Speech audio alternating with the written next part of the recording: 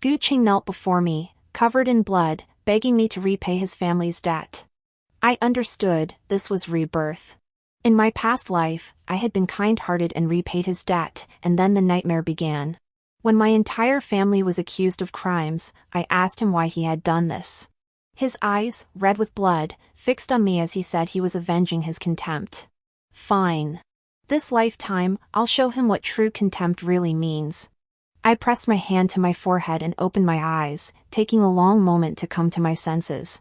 Before me knelt a man, covered in blood yet radiating an elegant grace. His features were of a rare, breathtaking beauty, surpassing even that of a woman.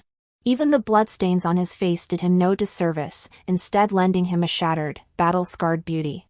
Wasn't this my husband, Gu Qing? Had I been reborn? Sure enough, as my doubts swirled, he spoke, "Miss Zhao, I know your heart is kind.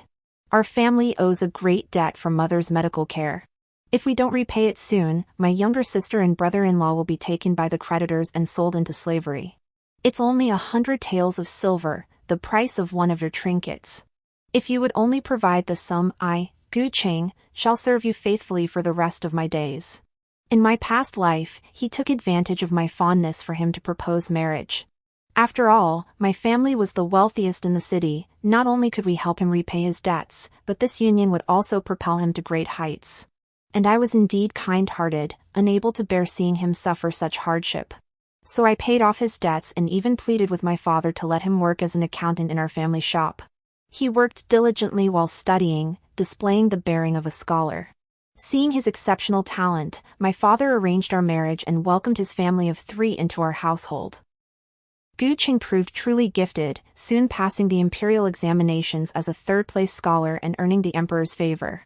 My family had joyfully prepared lanterns and decorations to welcome him home, only to be met instead with the news that my father had been accused of writing subversive poetry and consorting with remnants of the former dynasty. Over 30 members of our household were executed, while the women were sent to the military to serve as camp prostitutes. As I was being taken away, Gu Qing came to see me.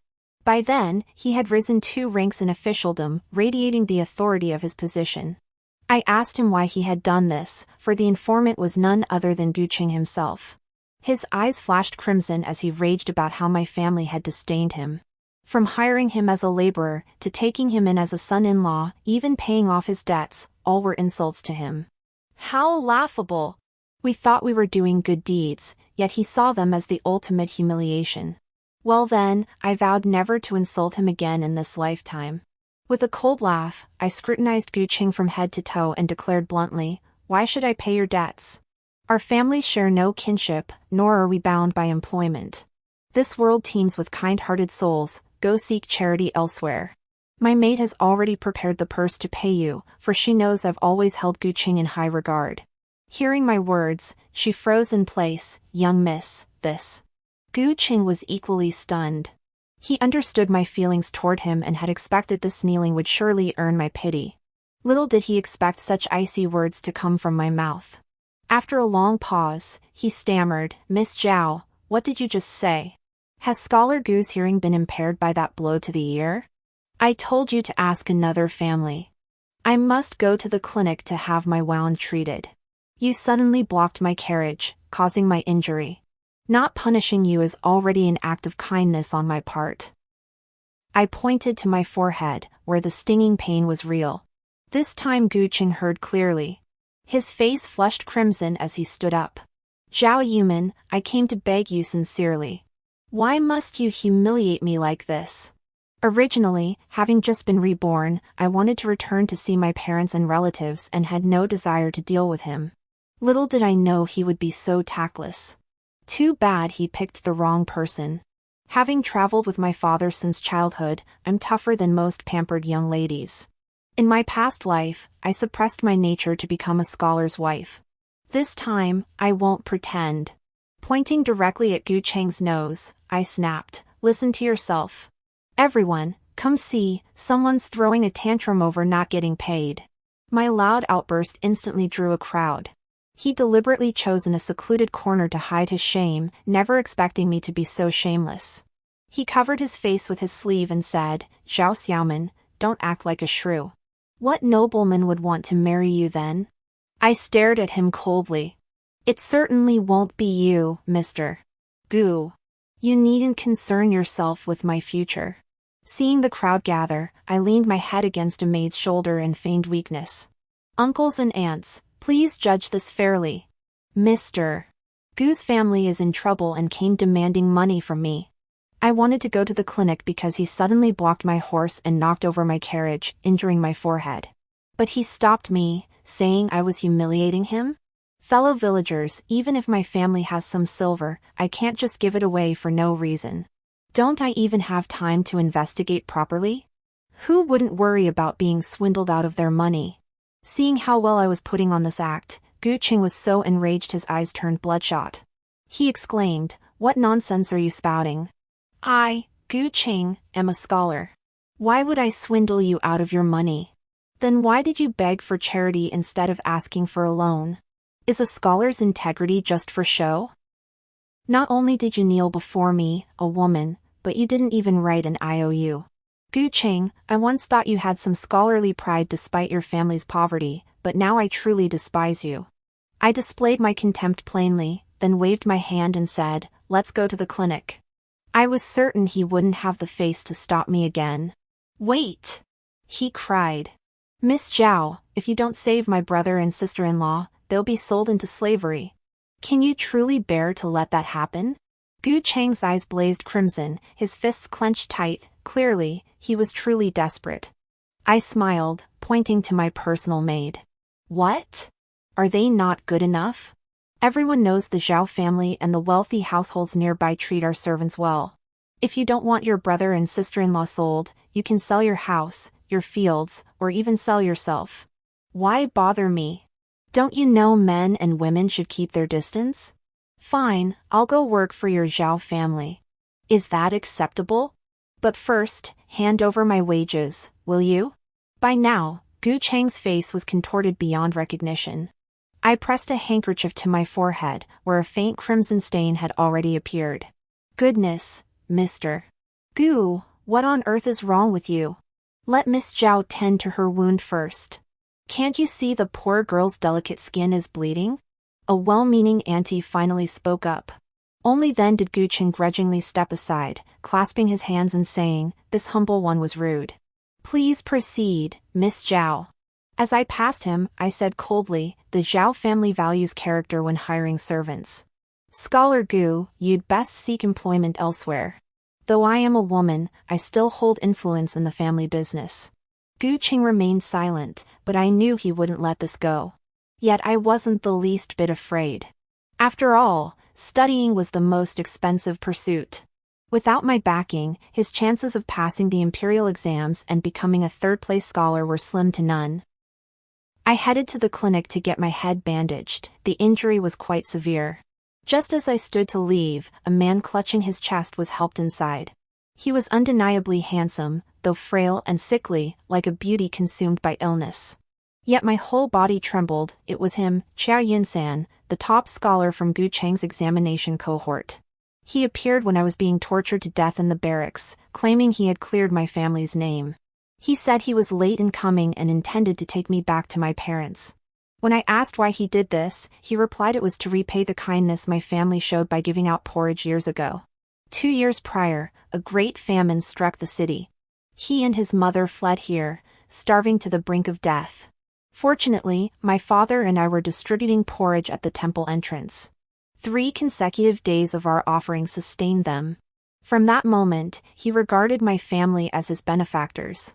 To think the ingrate we raised with such devotion betrayed my entire household, yet here was someone who remembered a few bowls of porridge for a lifetime. People truly are so different. Upon seeing me, he struggled to bow. "Miss Zhao, how are you?" Then he retreated to the side, seemingly waiting for me to approach before daring to straighten up. I extended a hand to offer him a slight support, returning his greeting, "Mr. Qiao, how are you? Are you ill?" A scholar nearby sighed. "Brother Qiao is exhausted. He stays up all night copying books to pay for his mother's medicine, so it's no wonder." "Enough." Qiao Yunsan quickly cut off his friend's words, still bowing his head low. "How could you neglect your health so? Very well, then. Both your medical expenses and your aunt's shall be covered by the Zhao family.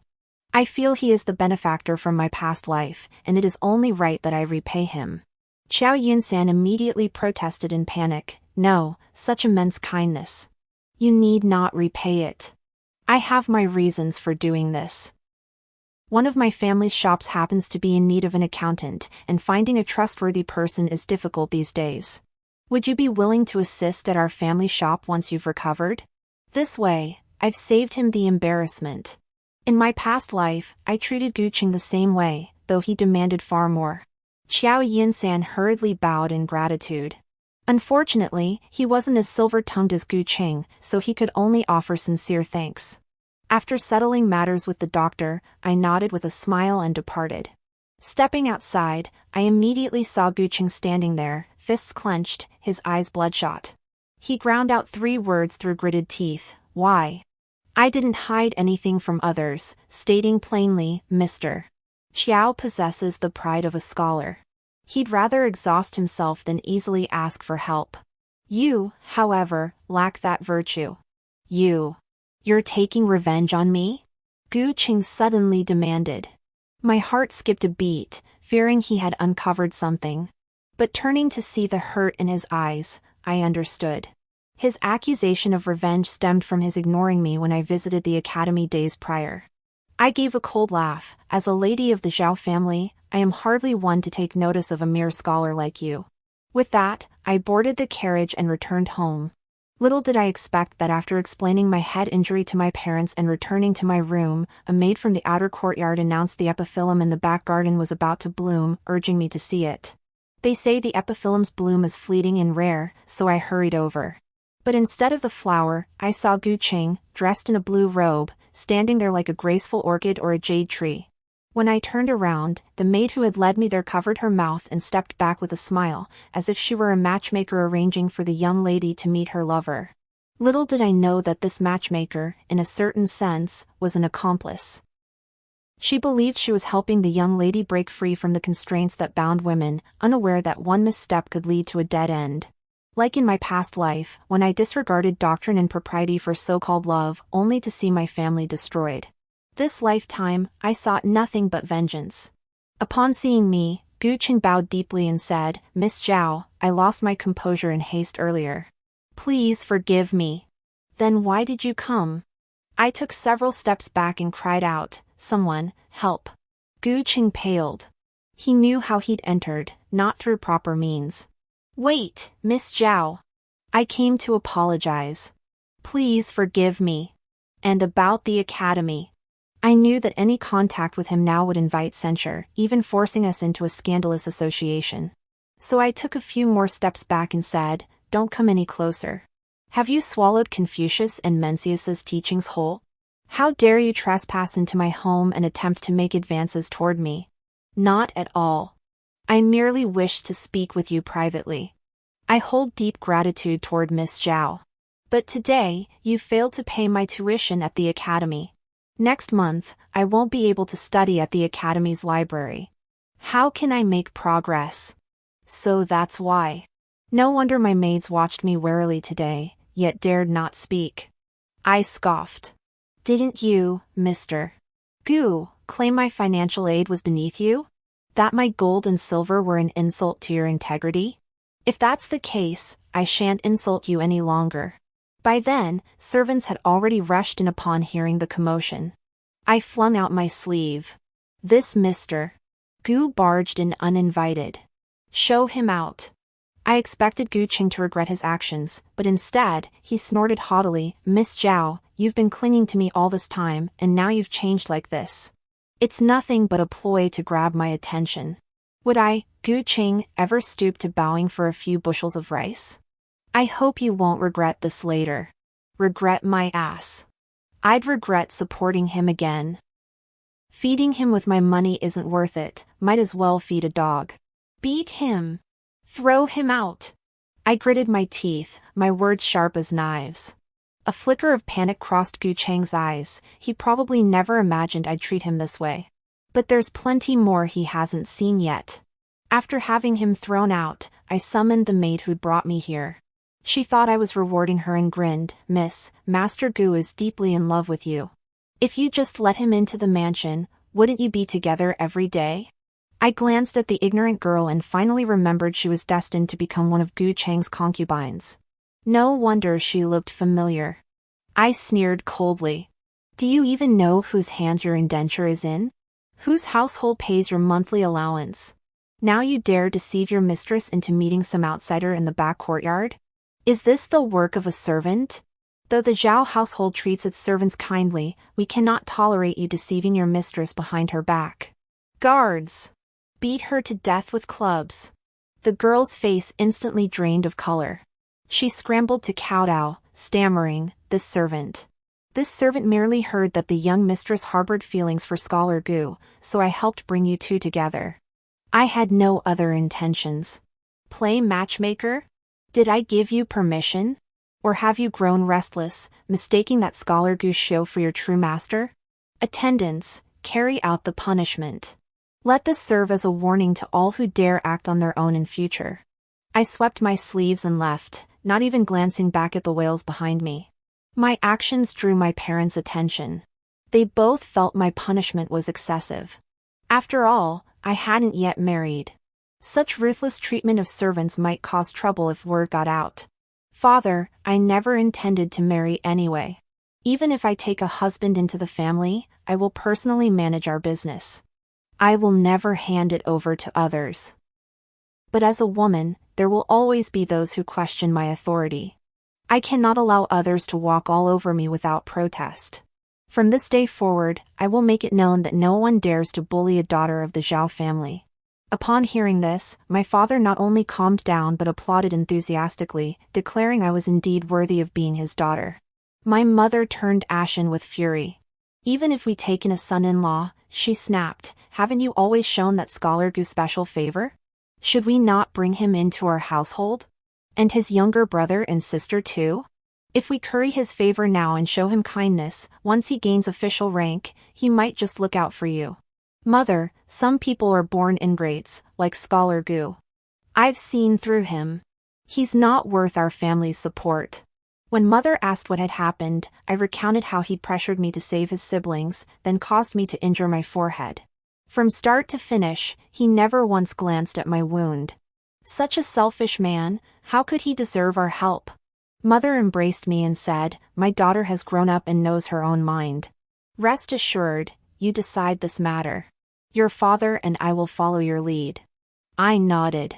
The next day, I went to the headmaster of the academy and withdrew all support for Scholar Gu, including the writing implements and tuition I'd previously provided to save face. Simultaneously, I asked the headmaster to select impoverished students from our village for sponsorship. The headmaster gathered information on these students, and I immediately selected those who showed promise for future achievement and wouldn't turn out to be ingrateful. In my previous life, I'd focused solely on Gu Cheng, who eventually understood my intentions and deliberately lingered around me. This time, by selecting these students at once, I trusted they'd grasp our family's meaning, not to choose a son-in-law, but simply to cultivate connections. Should they rise to prominence in the future, I believed they'd reciprocate our family's kindness. Having settled this, I stepped out with my maid only to run straight into Gu Cheng. He froze for a moment before straightening his back, his expression saying, I knew it would be like this. Thick-skinned indeed, to think I'd come seeking him out. What a lovely delusion. I walked right past him without so much as a glance. A fellow scholar nearby asked curiously, Brother Gu, wasn't that young lady from the Zhao family here to see you? Why won't she speak to you? Gu Cheng's face darkened. Perhaps she feels awkward with so many people around. Brother Gu, you're truly blessed. Such a lovely lady keeps seeking you out, yet remains so bashful and shy. Just then, I turned to Qiao Yunsan, who was approaching, and inquired with a slight bow, has young Master Qiao's condition improved? Amidst the crowd, I spoke freely with Qiao Yunsan but not with Gu Cheng. His sense of fairness immediately felt unbalanced. Qiao Yunsan quickly replied that he was much better and thanked me repeatedly. The real thanks are yet to come. You should return now. After all, Qiao Yunsan's name was among the scholars I intended to assist. Puzzled, he took his leave and departed, while Gu Cheng's composure shattered. He strode up to me and demanded, "Miss Zhao, what exactly do you mean by this?" "What do I mean? You refuse to speak with me, yet converse so pleasantly with that Zhao fellow. Have you simply switched your target?" I looked at him coldly. "What target? What does that have to do with you, Mr. Gu? You're just a scholar. Aren't you meddling a bit too much? You're unreasonable." He turned to leave, but I cut him off. "Mr. Gu, there are countless men in this world. Sometimes, being too full of yourself isn't a good thing." Gu Qing stiffened, but still walked away, albeit a bit slowly. Truthfully, I could see he was still wrestling with himself, as if hoping I'd call him back. But from start to finish, I never spoke. I even sneered at his duplicity. His so-called nobility was nothing but a facade. The real collapse would come when he returned to the academy. I wondered how long he could endure there without my support. What I hadn't anticipated was that upon returning home and picking up the ledger, a servant announced 2 children, a boy and a girl, were seeking me. I immediately suspected they were Gu Cheng's ingrate siblings. In my past life, one had entered the capital's academy, while the other had married into an official family there. I'd been somewhat strict, forbidding the boy from associating with unsavory characters, which left him sullen and discontented. The girl had secretly met with some penniless scholar. She'd even confronted me directly, "Why can you be so affectionate with my brother, but I can't?" As if I dared do such a thing without a solid family background? What did she have? Yet when Gu Qing returned, he accused me of being too harsh on them. The boy claimed I'd cut off his path to learning. The girl said I'd ruined their marriage. Both regarded me as their enemy. This lifetime, I'll let them have their freedom. I waved them off, yet those 2 youngsters stubbornly crouched until I exited the manor gates. They charged straight at me, pointing fingers and screaming, "You wicked woman! Why won't you pay my brother's academy fees? You ruined his mood. Don't even think about stepping into our house." Gu Cheng's younger brother stood with his hands on his hips. Barely 12 years old, he'd already picked up the mannerisms of a shrew. I gave him a cold stare, slapped him across the face. My maid stepped forward and delivered a sharp slap. A crowd quickly gathered to watch. He glared at me with hatred, but I replied calmly, "Why should I? Because your brother became increasingly demanding. I covered his tuition fees out of pity for his impoverished family and his talent. I didn't want a pearl to lie in the dust." Yet he had the audacity to ask me to pay off his debts, and with such a foul attitude. I truly don't understand. What makes you think I want to enter the Gu household? Is that door made of gold or silver that I should climb over others to reach it? With that single sentence, the boy stammered, unable to utter a single word.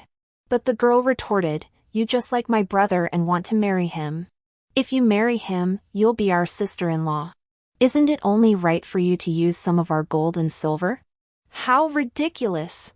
Not only do I have no interest in your brother, but even if I did, I haven't married into your family yet.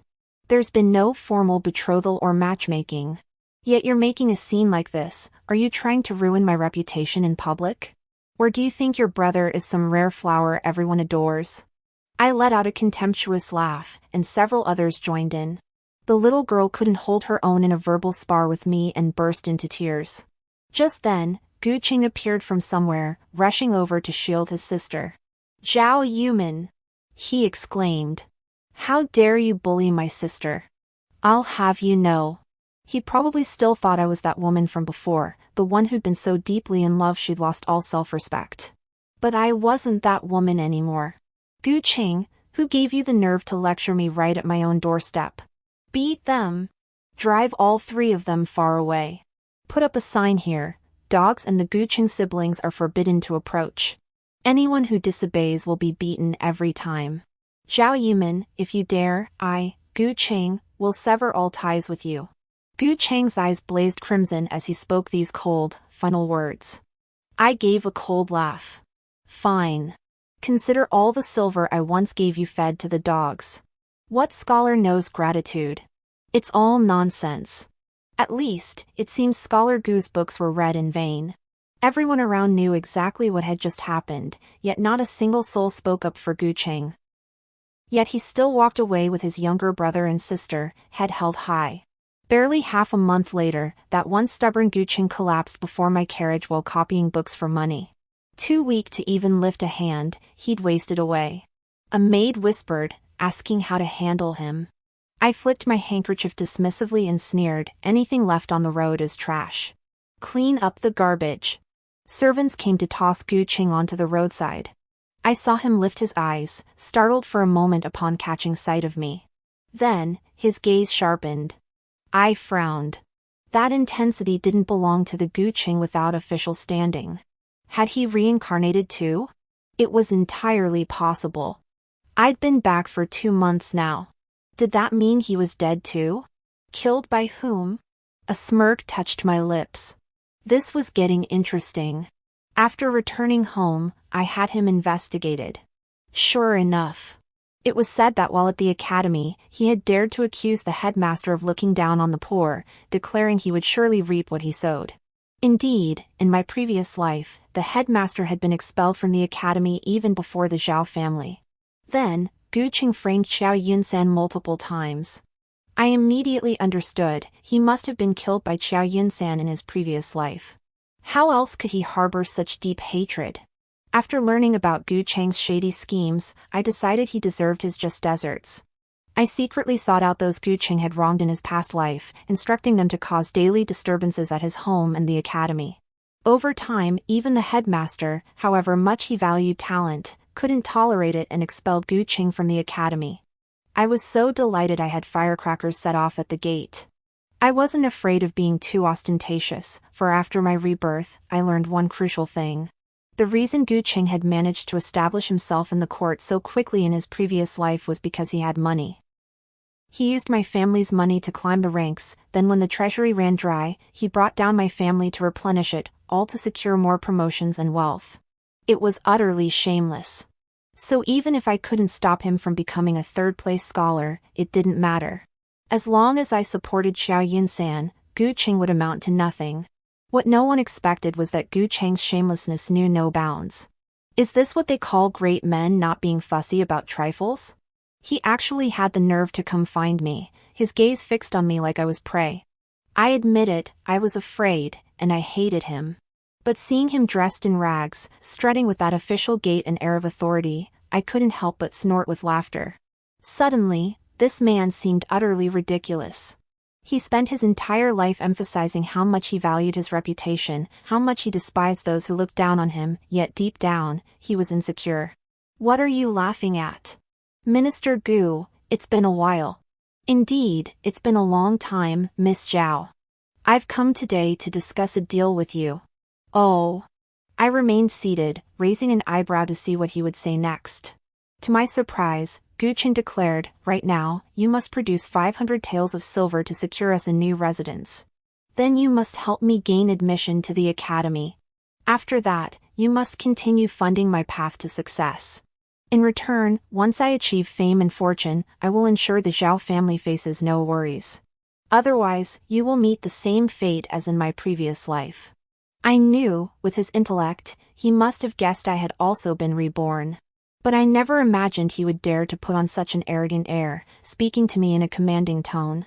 The cup in my hand flew straight at him, drenching him in tea. What are you doing, you worthless woman? Do you want to serve those soldiers like you did in your past life? Or perhaps you haven't had enough? Guqing looked down on me, his lips curled in scorn. I stepped forward and slapped him hard across the face. He stumbled back, staring at me in shock. In his mind, I was always gentle and proper, someone incapable of such an act, right? Guqing, do you think you could have studied peacefully at the academy in your past life? Did those renowned masters come all the way from the capital to seek you out? That was all the path our family paid to pave for you. Even if you had the ability now, even if you passed the exams, a third-place scholar entering the court would still be nothing more than a low-ranking official. What do you have to challenge the Zhao family? You're nothing but a filthy woman. Apologize to me, and I'll overlook the past and marry you. You'll still be the matriarch of the Gu household. Guqing seemed surprisingly flexible. But I nearly vomited from disgust. Gagging, I sneered, with your penniless state, you think you're worthy? Get out. Zhao Yuman, don't push your luck. Guards!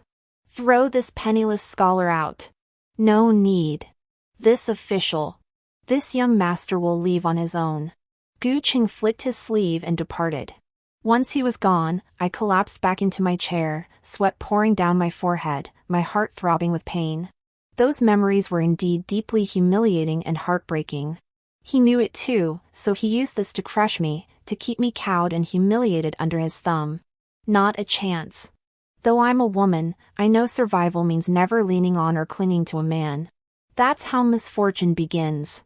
Take my past life, for instance. Now that we both knew each other's secrets, we had to tread even more carefully.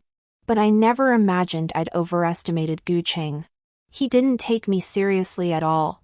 Instead, he turned his sights on Xia Yunsan, who hadn't been reborn. He schemed relentlessly to harm him, even going so far as to hurt Xia Yunsan's mother to distract him from his studies. I promptly brought Xia Yunsan's mother into our residence. Officially, she was hired to assist in our kitchen, but in reality, I arranged for her medical treatment and hired servants to attend to her daily needs. Then, at the Merchants Association, I encountered Gu Qing following behind Miss Liu. I heard they had already married, he had even become a son-in-law by marriage. He had returned to the academy and seemed much better off than before. Yet I smiled, for he remained unaware that I had actively orchestrated this outcome behind the scenes. Everyone in the city knew Miss Liu and I were the prized daughters of two major merchant families.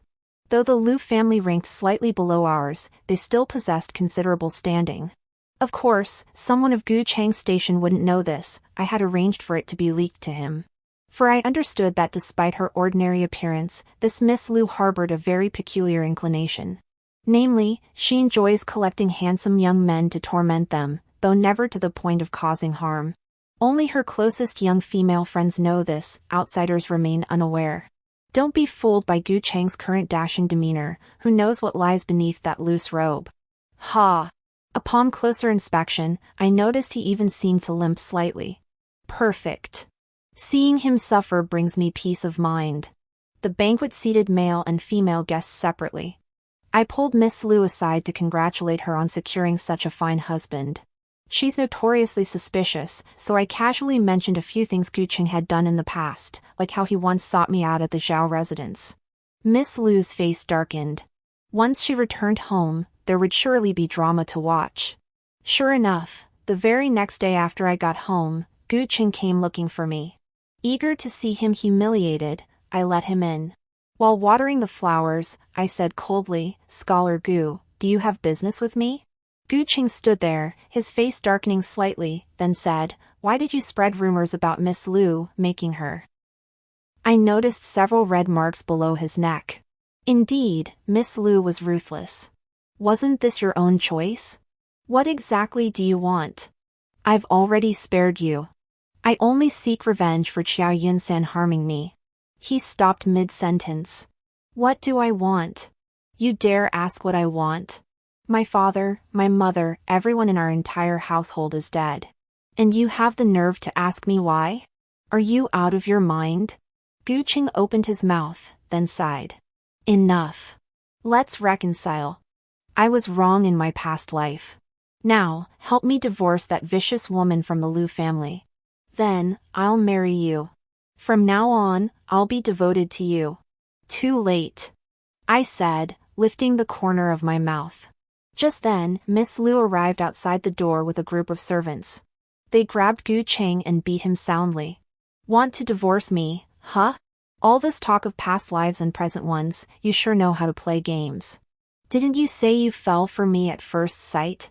Didn't you say you'd be devoted to me? Men really are untrustworthy. Miss Liu didn't seem afraid of making a scene, after all, she was already married. So they escorted Gu Qing back to his home. Now the entire city knows he's a philanderer. But my reputation suffered too, my parents' hair turned white with worry over it. They started seeking matchmakers for my marriage, blaming that Gu Qing for his lack of self-restraint. I couldn't care less. If no one proposes, so be it. Without a man, I can still live freely. Now, every day brought joy, for I could hear of Gu Cheng's daily struggles against Lu's mistreatment. The most brilliant move was when Miss Lu brought Gu Cheng's younger brother and sister-in-law to the Lu household, ensuring he had no escape. Fortunately, she was a level-headed woman. She didn't blame me for this, but instead thanked me for sending word to help her catch her unfaithful husband. Naturally, I continued to cultivate our friendship, advising her that to keep a man faithful, one must clip his wings, lest he fly too far and cease to regard her. Soon after, word reached me that Miss Lu had broken Gu Cheng's hand, his writing hand. Upon hearing this, I nearly laughed myself breathless. Didn't he aspire to pass the imperial examinations? With one hand severed, how could he journey to the capital to take the exams? How could he hope to achieve the rank of third-place scholar? Meanwhile, Qiao Yunsan and the scholars I sponsored were preparing to depart for the capital. Before leaving, they all came to the Zhao residence to bid farewell, addressing my father as their esteemed mentor. My father, a mere merchant, had never received such reverent titles before. He laughed so hard that night his eyes were barely visible. Finally, Qiao Yunsan stepped before me and bowed deeply. "Miss Zhao, should I pass the examinations, I shall return to express my gratitude." Without a second thought, I waved him off with a smile. "You will surely succeed. When you do, come fetch mother to the capital." He opened his mouth, but no words came out. Only after he left did his mother hand me a letter. It contained only one line. "Should I succeed in the examinations and return, I shall personally come to your residence to propose marriage." Should I fail, Miss Zhao need not have seen this letter. My heart skipped a beat. With such a reputation, would he still come to propose? Was his proposal out of gratitude, or did he harbor other intentions? Of course, I didn't dwell on this for long. I joined my father in managing the family business, which grew larger and larger. As for the 3 Gu family members, they had now become little more than servants to the Lu household. Though Gu Cheng remained the husband of Miss Lu, his infidelity had long made her suspicious of him. With his hand severed, he could no longer earn a living and depended entirely on the Lu family for survival. Any semblance of dignity or respect had long since vanished. I scarcely saw him anymore, for Miss Lu kept him under strict confinement, not even allowing him to step outside the manor gates. It wasn't until Qiao Yunsan returned home after passing the imperial examinations that he arrived at our doorstep, as promised, with gongs and drums, to propose marriage. Looking at his earnest face, I finally nodded in agreement. However, since he was the newly crowned top scholar, I chose to marry him externally rather than insist he become a son-in-law. This way, even if trouble arose, it wouldn't drag my maternal family into it. After our engagement was set, wedding preparations began. Perhaps Miss Lu, relieved by my betrothal, lowered her guard, allowing Gu Cheng to slip out. He cornered me in that same alley, still kneeling there. But this time, he spoke with submissive humility. "I beg you, Miss Zhao, save Gu Cheng. This time, I will never betray you again." Stepping down from the carriage, I looked down at him prostrate on the ground. "This time," I said, "I truly despise you. Do you still seek revenge?" "No," he replied. "I know I'm nothing without you. Please save me. Save my brother and sister-in-law. I'll become a son-in-law. I'll spend my life toiling like a beast of burden for the Zhao family." Gu Cheng's once proud spirit had finally been devoured by the dogs. But I replied, "It's unnecessary. Scum like you belongs rotting in the garbage heap for eternity." Just as I turned to leave, Gu Cheng suddenly leapt up, roaring furiously, "You whore who sleeps with every man. How dare you marry that man? You'll both die." He drew a dagger from somewhere and lunged straight for my chest. But the maid beside me suddenly sprang into action, kicking Gu Cheng squarely in the chest. He flew back 3 steps and crashed to the ground. Just then, Qiao Yunsan arrived with a group of men. Panicked, I cried out, "This madman tried to kill me." Qiao Yunsan immediately shouted, "Beat him! Beat him to death!" He was so preoccupied with worrying about me that he probably didn't even recognize who it was. After all, Gu Cheng was no longer the dashing young man from a year ago. He was now nothing more than a rotting mass of flesh.